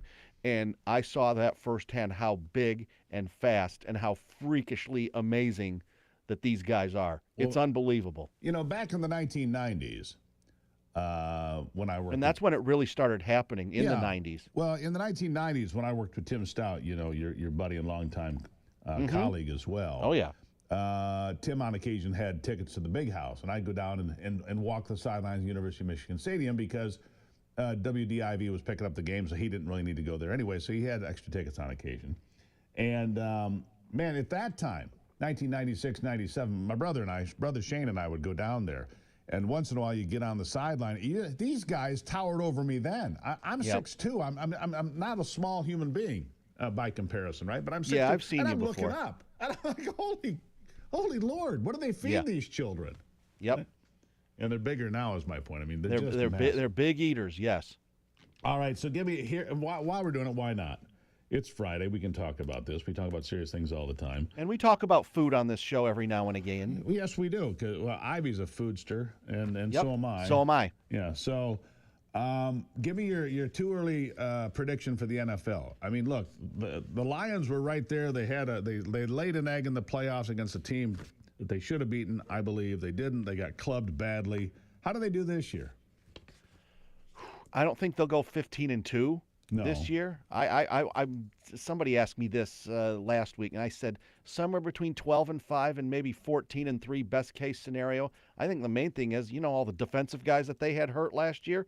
I think they're going to treat those as like free agent acquisitions or draft picks themselves, getting Aiden Hutchinson back, Derek Barnes, guys like that. Well, there's a difference maker. I forgot that he was out that whole time with a broken leg. Look, I'd rather have a 12-5 football team that performs in the playoffs. And I mean, what good is 15-2 if you get smoked out? Doesn't matter. Yep. Right? Saved their worst game of the season for the playoff game. At home, no less. You realize they won every single road game this past season. That's right. All 3 of their losses occurred at home. That's absolutely unheard of if you know the Lions' history. Yeah. Anyhow, so Lions pretty good. And while we're at it, why not? Give me your college football feel for the. I mean, University of Michigan has this quarter. What they pay? $12 million, $14 million, $1 bazillion, whatever they paid. Reportedly, 4 years and over $10 million for the best high school player in the state of Michigan, Bryce Underwood, out of Belleville High School, suburban Detroit, for people who don't know. And Dave Portnoy, he got his checkbook out. I've heard that's not correct. There were a lot of rumors that Dave Portnoy owns Barstool Sports. He's a U of Michigan grad. Everybody knows that. I heard that Larry Ellison, who owns Oracle, his wife is a U of M grad. Oh, so apparently, if you believe the reports, she got involved. Look, the problem is we know this at Michigan State. We were talking about this a minute ago. They poured out a bunch of money to get a coach that turned out to be, a disaster to say the least. In looking backwards, you Mel wonder Tucker, if all these alums pouring money into the program. It worked for Ohio State. I mean, they bought a football team, and went. And it's not illegal anymore. That's right. You can go buy a football team. It's sad for everybody else, though. You've got a football team. You buy a football team, whoever you are. And you got bragging rights, maybe, but it's professional football, one step removed. That's what it is. Yeah, it's minor league football. Absolutely, 100%. That's what it is. It absolutely is, and I don't see that changing. Nope. Anytime soon. Anyhow, all right, Brock. Thank you for that. You're welcome, sir. Now you're up to speed on sports. We don't do that very often. We should do that more. In the political sporting arena, Donald Trump will be coming to Michigan. His 100th day in office is Tuesday, April 29th. So Tuesday, he'll be in Macomb County. Lisa McClain, the Republican chair, I think she's from the 10th district. I lose track of which one. But John James, Lisa McClain will both be there, as will all the other Republicans. John James running for governor now, Lisa McClain not. So his 100th day is the 29th, his Tuesday. Here it says it's the 30th, but I think it's the 29th, according to everybody. When I was in Washington this week, I say that because when I was in Washington this week, I asked all the people on the Trump team, I asked a couple of them, when's day 100? It's Tuesday. Day 100 is Tuesday. So there you have it. I want to check that one. I greatly appreciate everybody here today. This part of the program brought to you by my good friends at WolverineWaterSystems.com. You want the best water in Michigan, it's WolverineWaterSystems.com. Paul Mahaney and his team have been doing it for 75 years. Not personally, but the company's been there for 75 years. They know a thing or two about water, and they do it all here in Michigan. Their products are built here. Their team members live here. It's your friends, it's your neighbors. It's WolverineWaterSystems.com. I've been using their products since long before I did this radio program, so my affinity for Wolverine comes naturally. WolverineWaterSystems.com. When you need a new water purification system, a reverse osmosis drinking water system, or whatever you might need, WolverineWaterSystems.com. All right, I'll take a break. When I come back, oh my gosh, look, it's Ivy is coming to join me. How fortunate am I on a Free-for-All Friday?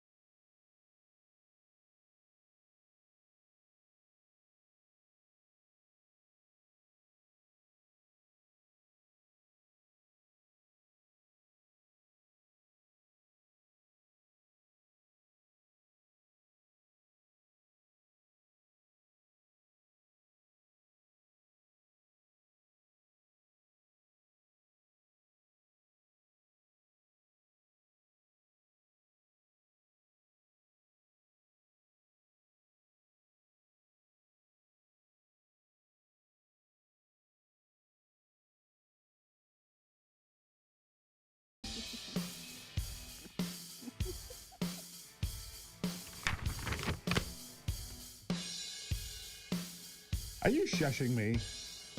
She's shushing me. There'll be no shushing of Steve, not on a Friday. Good morning, Ivy, you beautiful creature. How are you today? Good morning. I'm shushing you because oftentimes, I'll hear like sneezing or clearing throat in the break going into the show or out of the show. I'm like, ah. Anyhow. Sorry. She texts me on that every single time. We were talking about this in the break, so I'm just going to get into this. I jumped on the scale this morning, as I usually do, and it didn't actually give me a weight. What? It said tilt. Oh, no. And all the sirens and bells went off. Yeah, oh no! The scale said tilt. Well, that's a problem. That's a problem, Brock. And so cannot Brock compute. Cannot compute. Yeah, his scale needs batteries. He said, "I ain't buying no batteries." Not gonna like what I see. Not gonna like it a bit. I can still see my toes, but they seem to be a bit shorter. Oh my goodness. Anyhow, so Ivy and I are sitting here contemplating 75 hard again, which is a deal where you work out twice a day for 45 minutes. One has to be outdoors, regardless of weather conditions. No alcohol, not a single drop for 75 days. And you have to read 10 pages of a nonfiction book. It's a pretty cool program, actually. Yeah. And I lost a few pounds doing it. We felt really good doing it. We ended in November, so doing it in the winter, not so good. But the weather is we're running out of excuses, Ivy. We are, I think, so we ended our first round of 75 hard, which we did successfully it was the Monday before Thanksgiving. And then we've been off the rails ever since. Then the holidays come and you eat and you drink too much. And then spring break. Well, then it's winter here in Michigan, so it's tough to get outside and be more physical, which these are just all excuses, honestly. The thing that we learned They're good ones. I like them. They are good excuses, but the reality is what we learned from 75 Hard is that no matter what, you can always make time for things that are important. As long as you schedule them, you know that they're coming. Just have a plan. Making excuses. Stop making excuses. You can do it. And I think I'm kind of in the same boat. I think sometimes we just get so busy with life that, we exercise. I exercise 3 times a week generally. You exercise a couple times a week, 3 times a week generally. But you really should do something every day. Right, and you should move your body in some way every day. And here's the problem. We go out and we work out with Sarge, and she does a nice job, good trainer. This week, I missed one. Why? I was in Washington, D.C. And then you're traveling, and then you're not eating as well because you're out eating, and eating at restaurants isn't the most healthy thing. It's certainly not. So. It's lovely, but it's not the healthiest. And so then Tuesday's usually a workout day at the gym with her. And this Tuesday, of course, Donald Trump will be in town, so I'll miss that day. So, and then the scale's going to go, it's like, it reminds me of Bugs Bunny when they jump on the scale and springs shoot out. And, things, Anyhow, we did have a caller earlier on Free for All Friday. Rich called from North Carolina, said he did My Pure Health, having heard it on this program, because I did that a number of years ago. I've never gone back to where I started. Although I'm closer now than I'd like to be. Right. But he dropped 140 pounds. And not using Ozempic, not using pharmaceuticals. In fact, he said he tried Ozempic and it screwed him up, screwed his guts up. Right, and that's the thing about what we've been hearing about Ozempic is that it slows your ability to digest foods. It's that squeezing motion that your digestive system does on its own. It inhibits that somehow. And so we're finding out that a lot of people that are on Ozempic are starting to have these sort of issues. And I'm not sure if that is true for everyone, but some people may have some more sensitivity to it. Sure, like anything else. But in regards to My Pure Health, I think for us, we we always partner with people who, first of all, we want our audience to be healthier. We want them to be able to have more active lifestyles because we really believe in that in ourselves.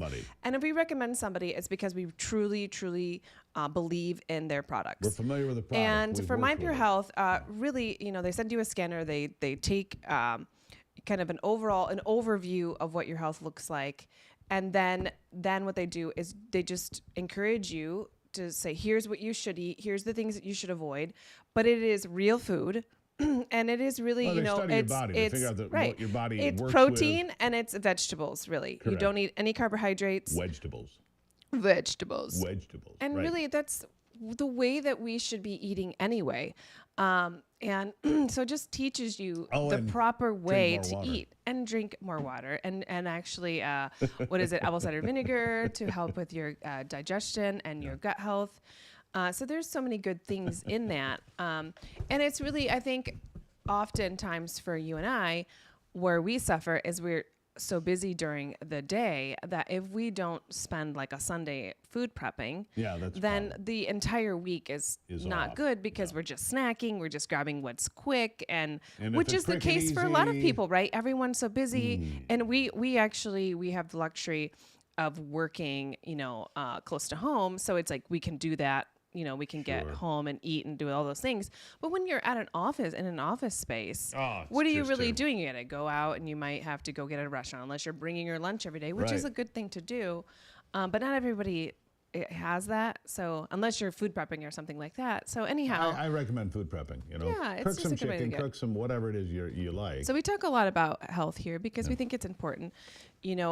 Living with disease is absolutely awful. And I think environmentally and the choices that you make, you can really just turn your life around just on changing what you eat every day and moving even 15, 20, 30 minutes every day will have a tremendous impact on your life. And if you can do those things, you will really have a better life. Your mental health will, be better off because of it. That's right. Exercise is a quality of life. huge dopamine release. It gets dopamine release into your body, and that is incredibly important. Terribly important. That's why I listen to Ivy. She keeps me healthy. Yeah. Somebody said, Steve, you're pretty healthy. She looked up and she goes, he doesn't have any choice. I did say that. It's true. It's true.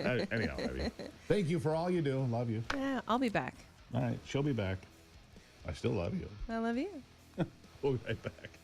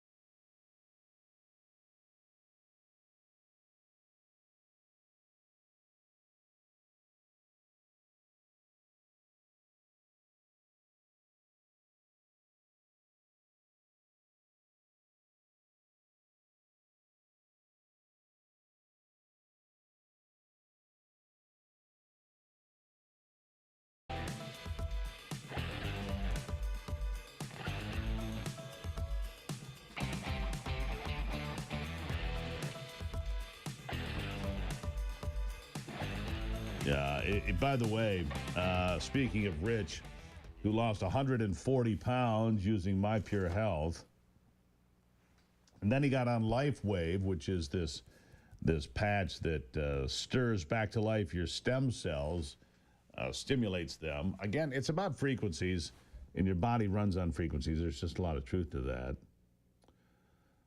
that. So he lost 140 pounds. And if you'd like to know more, go to gruberhealth.com. You can find out more about losing weight. I mean, he said his wife weighs 130 pounds. He lost more weight than she is. He lost more weight than she is. Right. My Pure Health. What a program. And good for them. And look, the Life Wave patch, we wear that as well. So I guess we're all in. We talk about My Pure Health, the wellness company. I like coffee. We drink that 1775 coffee. All these people are great partners. Ivy mentioned, we don't endorse someone or something unless we use it ourselves. Because I'm not going to go. Look, I learned this a long time ago. I was doing outdoor television, right?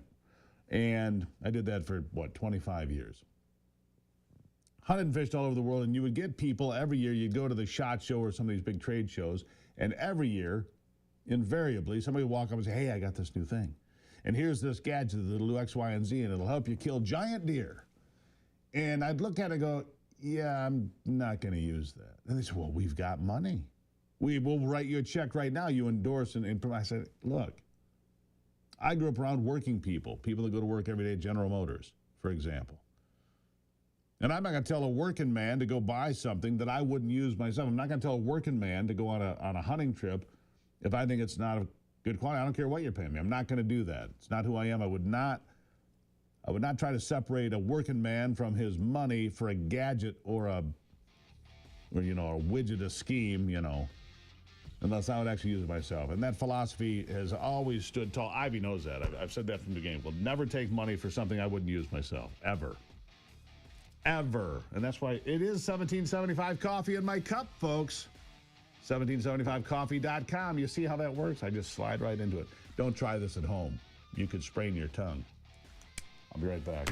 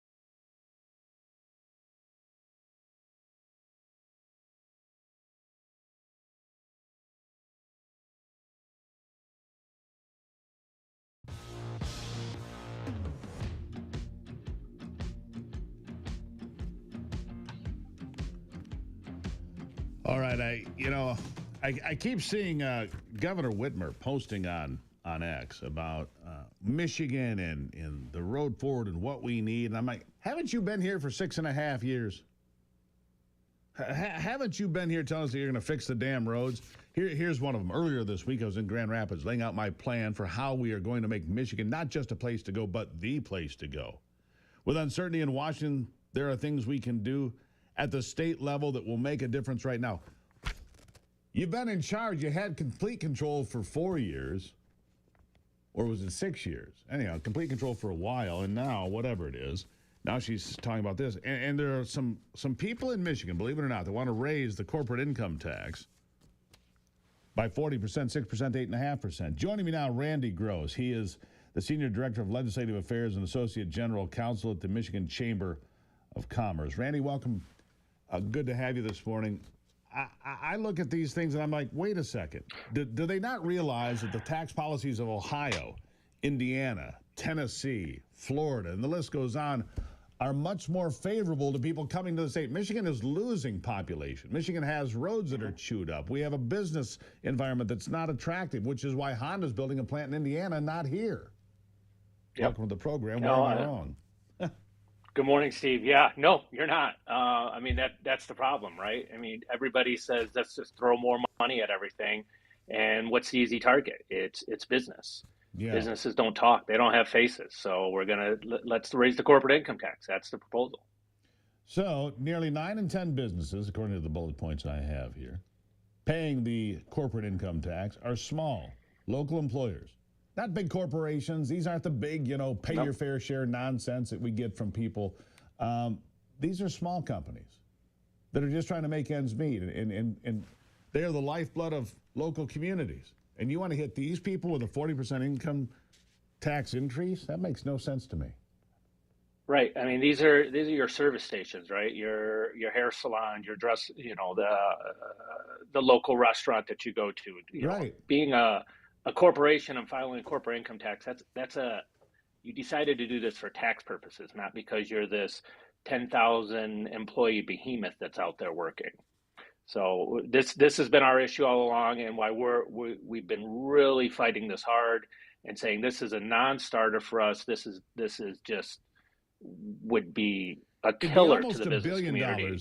It'd be almost $1 billion in new taxes. It'd be on the backs of these small companies and these small, like you say, it's the local restaurant, it's the local bowling alley, it's the local hair salon, it's the local hardware store, whatever. Anything that's local, that's what you'd be on the back of. $800 million to $1 billion in revenue, and it would put Michigan We're already out of touch with Indiana and Ohio.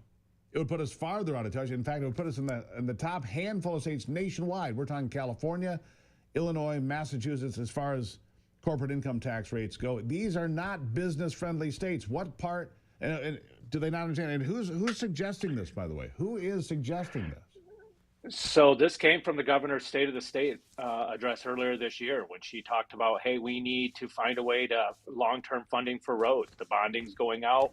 So her proposal was to put this out there and raise revenue in combination with several other tax proposals, quite frankly. But this is the one that we're talking about today. And, the legislature, House Bill 4144 has been introduced to do this. And it's, like you said, over a 40% increase in that bill to the corporate income tax. Yeah. Luckily there's been some stops so far. But yeah, I look at states like Tennessee, New Hampshire more recently. We'll see how this plays out. But Tennessee has no personal income tax. It is attractive to look at. Tennessee's booming. New Hampshire got rid of their personal income tax on January 1st. Maine on one side and Vermont on the other both raised their personal income taxes on January 1. I wonder what's going to happen. Do you think there'll be a few new residents in New Hampshire to say, hey, I'm going to slide across the line? I mean, come on. Right. There's going to be some migration into New Hampshire. That's how this works. We need to be attractive to business. We're just not. And I think lower taxes have always been the road to rebuilding Michigan, right? Well, yeah. I mean, Steve, look, other states clearly see this too. I think since 2018, we've seen 16 states lower their corporate income tax, 4 as early as starting this year. I think most recently, the state of Pennsylvania rolled back, I think, another 0.5% on their corporate income tax at the beginning of this year. So, other people see this. If you want to grow business, you have to have a favorable tax environment. Well, and you mentioned Pennsylvania, and I want to circle Pennsylvania again. It's a bigger state than Michigan. And their cost of doing business when it comes to government is $30 billion less. What was our budget? It was $85 billion. Theirs was like about $85 billion. Yeah. Theirs was 50 or just under. It might be more than $30 billion less that they take to run the state of Pennsylvania. What are we doing in Michigan that is $30 billion more than Pennsylvania? I don't know what it is because their roads are better. Everything they have infrastructure-wise is better. What are we squandering our money on here, Randy? That's what I want to know. Oh man, take a pick. You could probably throw a dart and hit something, right? I mean, it's been a $20 billion increase in the budget over the last 5 years we've seen in Michigan. So, you talk about 30 billion, the difference. I mean, 20 of that has happened over the last 5 years.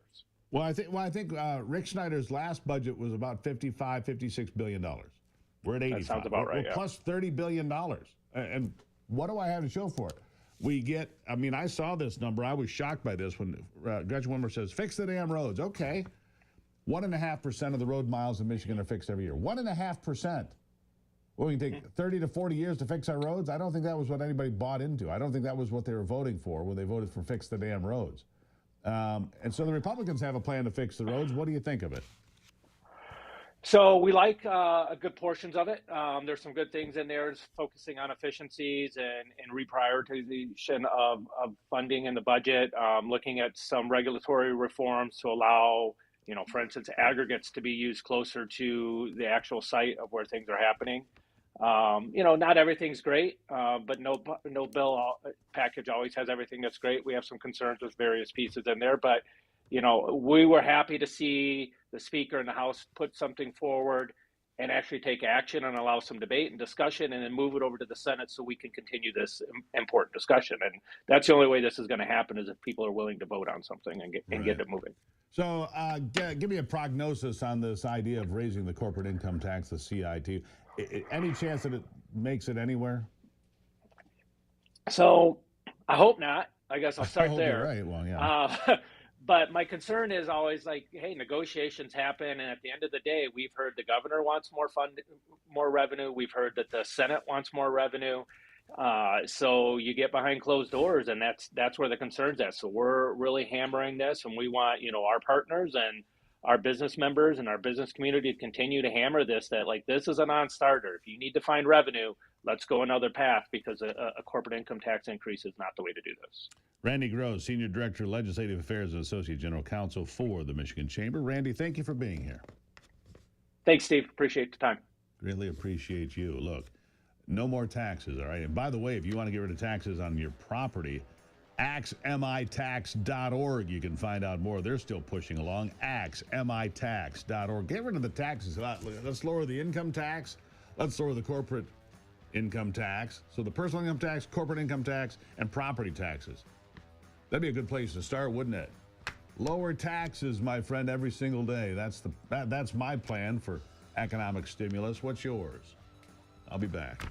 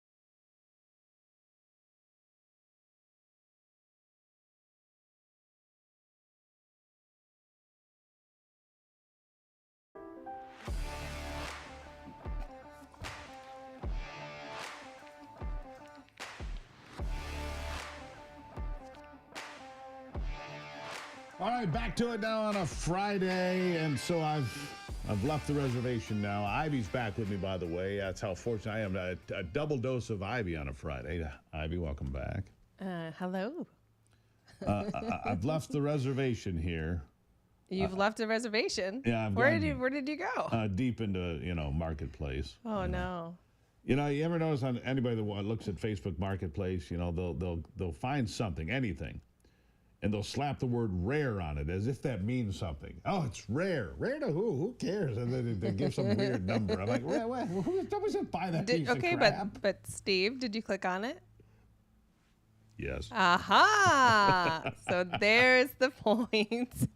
Clickbait. It's rare. So come look at it. And maybe because I brought you here, even though it's not rare, you might be interested in buying it. You busted me. There you go. Totally busted. Yeah, you got me. So I want you to hear something. And I think actually so many people that have gotten into this student loan debt and just realizing now how little the value that a lot of these degrees have. But right. I want you to take a listen to this person. Go ahead, Nathan. Our wages. They really know how to just ruin your day. The U.S. government hates everybody here. Y'all, as of May 5th, they're taking 15% of your wages towards student loans. Y'all, I've been ignoring student loans since I've been in school. If y'all know how much I owe in student loan, y'all would think I went to school to be a lawyer. And it's a degree that wasn't even providing me a decent lifestyle. I was just living off vibes.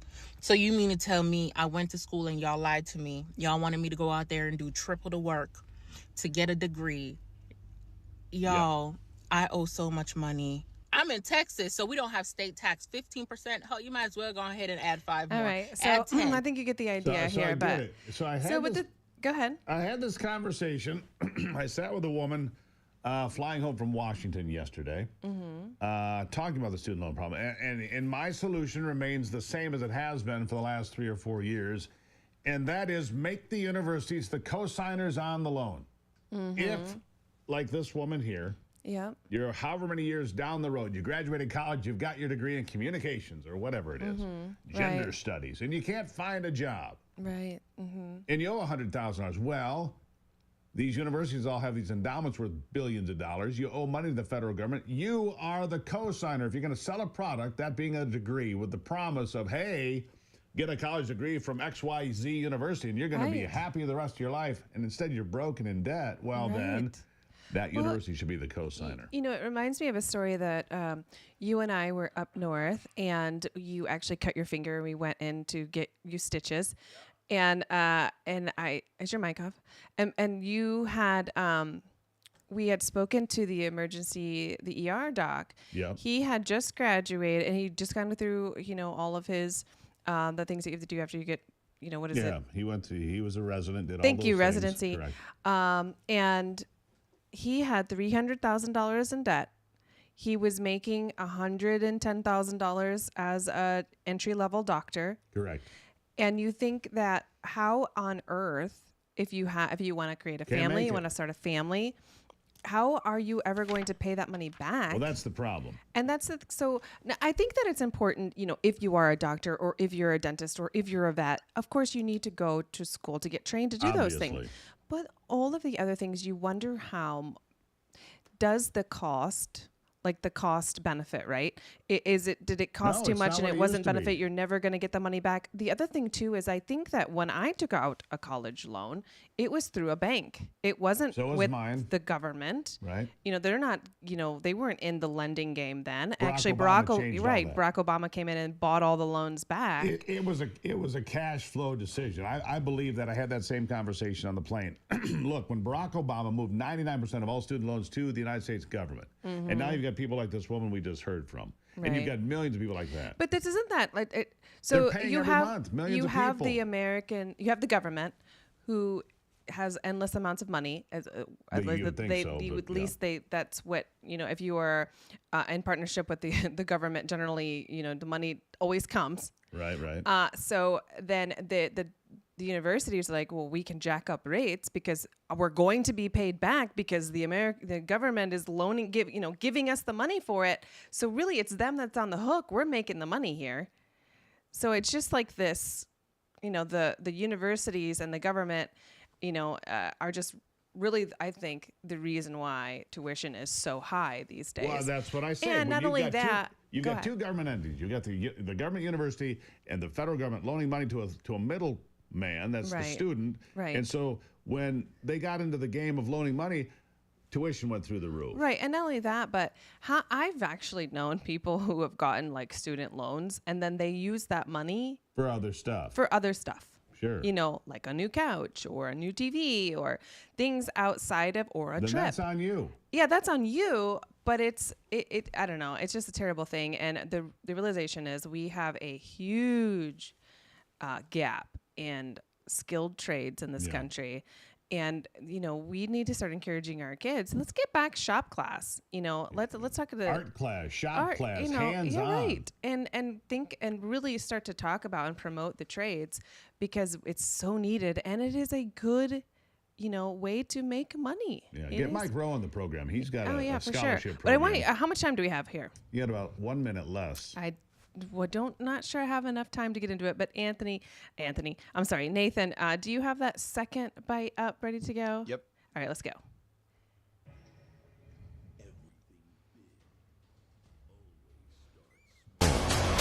Yo, listen, you hear that? Killers in the jungle. This is the world's first ever sperm race. Okay, let's drop that off real quick because we can continue on, but I don't have a lot of time here. So it is obviously there's a big fertility issue in the world, and they're bringing a light to it. But this is actually a real thing. A race. A race. I expect more from you, Ivy. Just saying, it's actually a real thing. I don't even know what to say to that. Yeah, it's just bringing some awareness to the fertility issue in America and around the world. Thank you. Oh my God. Are you ready?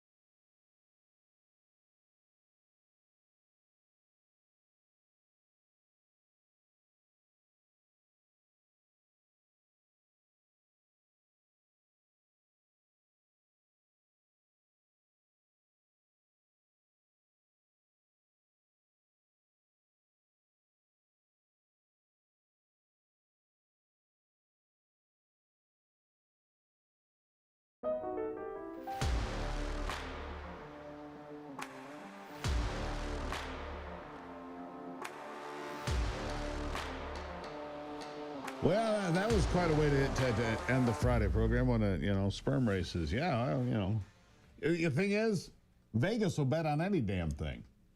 They'll be lining them up. All right, boys, let them run. Yeah, I got 10-1 over here, 20-1 over here, whatever. They'll bet on anything. I told you this. We saw pig races on TV.